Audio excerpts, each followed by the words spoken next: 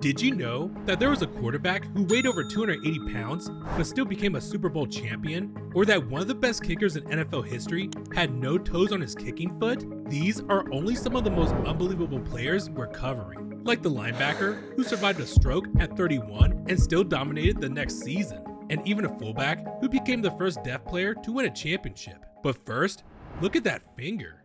I mean, that thing is twisted, bent, and frozen at this crazy angle. And he has to live with that forever. For Tory Holt, that messed up middle finger shows how you can build a career on pure grit and being obsessed with perfection.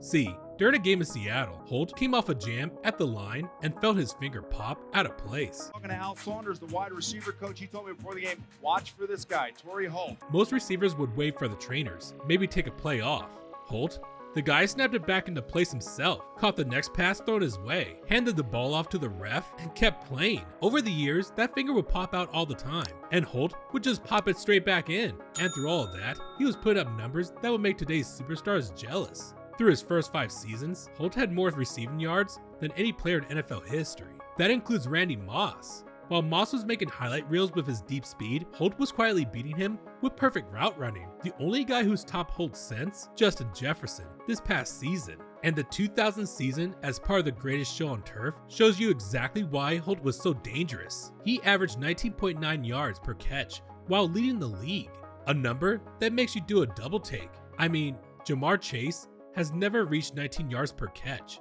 Justin Jefferson has never broken 16. And Jerry Rice only beat that mark once in his entire legendary career. Holt mixed the perfect route running with crazy speed, creating mismatches that defenses just couldn't solve. 7 Pro Bowls and a spot on the All-2000s team followed. Yet somehow, he's still waiting for his Hall of Fame call. That crooked finger is his badge of honor, kind of a reminder that greatness often comes at a cost. But sometimes the most dangerous guys are the ones everyone counts out. At just 5'9", Doug Fluty spent his whole career proving that height means nothing when you've got a heart of a giant. He's a shrimp clip. The dude won the Heisman Trophy in 1984, but scouts and coaches had already made up their minds. Too short, they said. He can't see over the line. The league was obsessed with those prototype quarterbacks. So Fluty got left on the outside looking in, watching other guys get chances he deserved. He was picked up by the USFL's New Jersey Generals in January, before the NFL draft. Then, when the NFL draft rolled around, he was drafted in the 11th round in 1985. But Fluty chose the USFL over the NFL. When the USFL folded in 1986, he jumped over to the NFL with the Bears, and then the Patriots. The thing is, he started just 14 games over those first 4 seasons, so Fluty took his talents north of the border, where the Canadian Football League welcomed him with open arms. For years, he tore CFL defenses, while NFL teams kept chasing their 6'4" dreams. The whole time, a straight-up baller was playing in a different country because he was missing a few inches. But you stick around long enough, and people start to pay attention. When Fluty finally came back to the NFL in 1988, he showed up with something to prove, and the skills to back it up. Johnson in his first start going down. And that means Doug Fluty, even though he's 4'7", is going to get a helmet right now. At 36 years old, an age when most quarterbacks are planning retirement parties, Fluty made the Pro Bowl with the Buffalo Bills. That Pro Bowl pick was just the start of a crazy late career run. Fluty went on to throw over 3,000 yards in 2 different seasons, destroying every stereotype about short quarterbacks. And on top of all of that, he played until he was 43, proving that football smarts and competitive fire matter way more than how tall you are. You've got to wonder, does Drew Brees or Russell Wilson get their shot without Fluty laying down that foundation? Number 89, you're in the big leagues. You just caught your first career touchdown pass from a legend, Doug Fluty. Okay, we gotta talk about a guy who had the complete opposite problem, cause Hefty Lefty took everything we thought we knew about a position and flipped it on his head. At 285 pounds, Jared Lorenzan rewrote the quarterback playbook just by showing up to an NFL roster. The Hefty Lefty rolled into New York carrying more than extra weight. He carried the dreams of every athlete who never fit the mold. While most quarterbacks spend their careers chasing the perfect body type, Lorenzan proved that talent comes in all shapes and sizes. His left-handed rockets and crazy mobility made him a legend at the University of Kentucky, where he set passing records that seemed impossible for a guy his size. I mean, that first year, he even led the entire SEC with 3,687 yards passing. The Giants saw something in Lorenzan's weird skill set. Sure, he never started a game and only threw for 28 yards across his 2-year NFL career, But those numbers don't tell the whole story. Lorenzan earned something that most players never get regardless of size or stats: a Super Bowl ring. Being part of that 2007 championship team meant everything to a guy who spent his whole career proving people wrong. I mean, Lorenzan's presence on the roster showed that the NFL had room for players who challenged what people thought a quarterback should look like. Lorenzan sets deep, almost slips, now he's almost in trouble, throws it behind his back. And yeah, the team released him a few months later, but for the rest of time, he'll be able to say he was part of the team that beat Tom Brady. On the biggest stage of them all, Lorenzan opened minds and broke down walls, proving that heart and drive matter more than fitting into some perfect box. Though his life ended way too soon, at 38, his impact on how we think about potential can't be measured. But some players face challenges that go way beyond the field. Darren Sproul dealt with something that most people never think about when they watch football. For him, when he tried to speak, the words just wouldn't come out.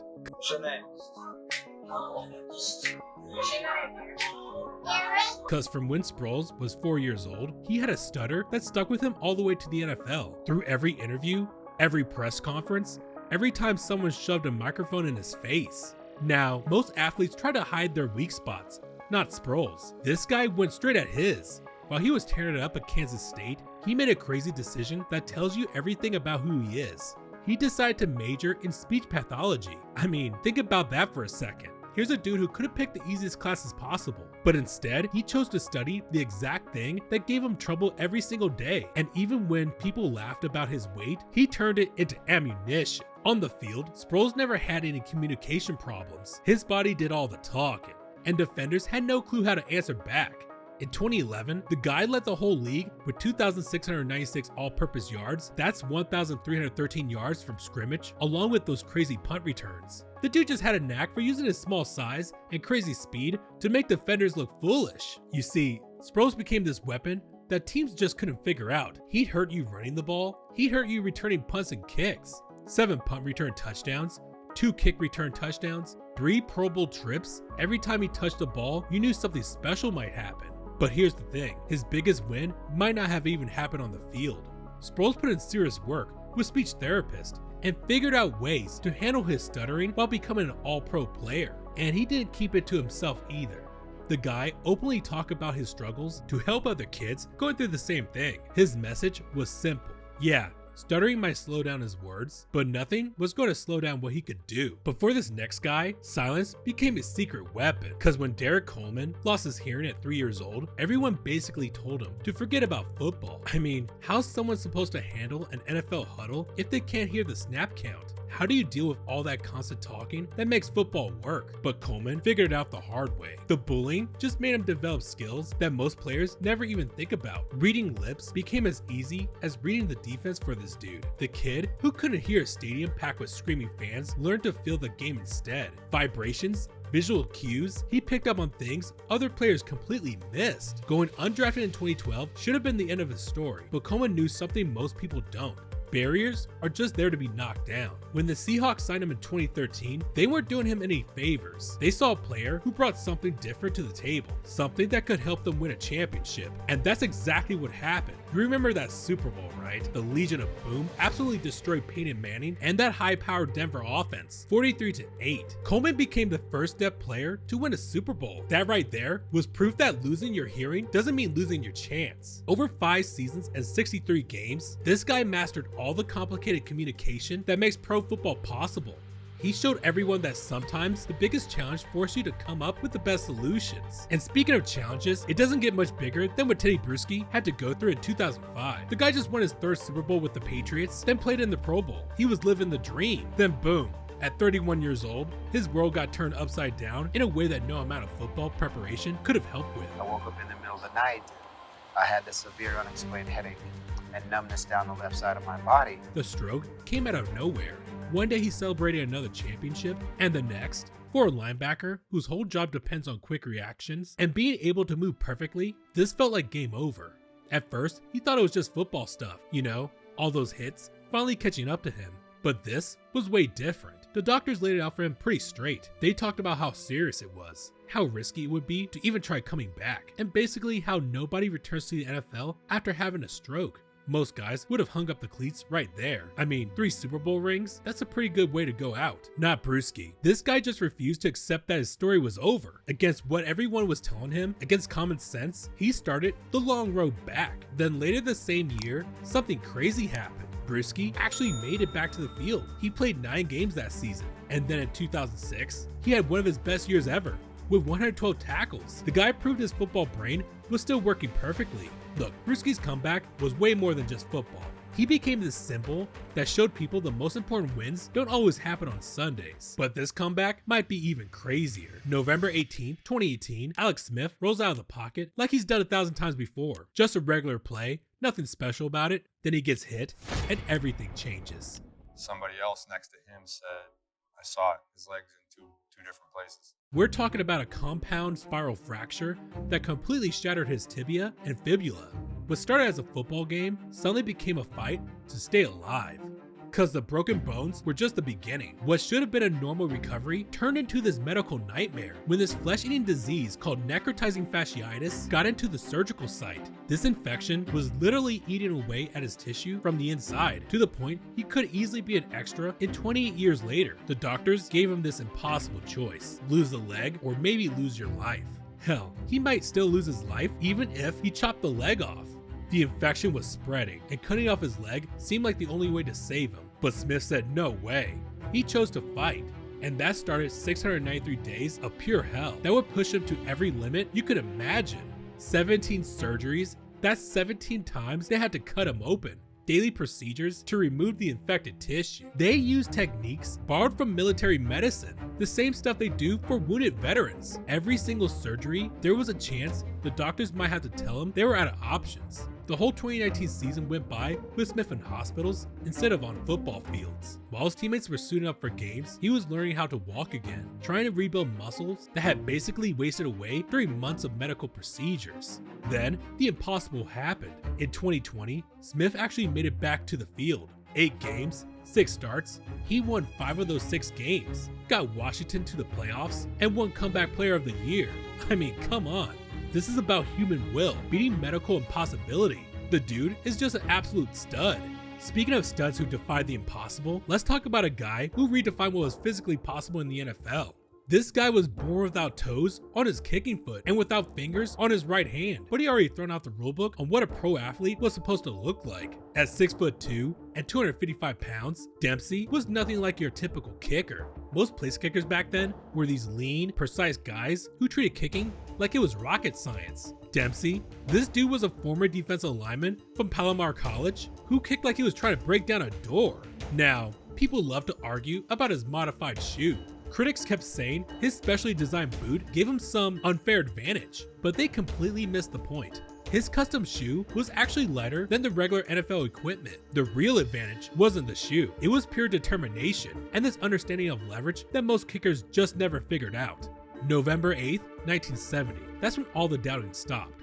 The Saints are trailing Detroit, time running out, and Dempsey lines up for what looks like an impossible kick. Back then, most kicks were around 30 yards. This was more than double that. Using that old straight-toed style that everyone used back then, he takes a couple steps and launches his prayer 63 yards through the Louisiana air. That kick won the game, 19-17, and set a record that lasted 43 years. But it did something bigger than just break a record. It created the Tom Dempsey rule. Now all players have to use shoes similar to NFL standards, even if they don't have any toes. Probably the most weirdly specific rule in the whole book. As a rookie in 1969, Dempsey made the Pro Bowl while leading the league with 41 field goal attempts over 11 seasons with 5 different teams. The guy proved that what people think are limitations don't mean anything when you've got real talent and opportunity. But this next guy, his story starts in the worst possible place. Efe Obata got abandoned on the streets of East London when he was just 10 years old.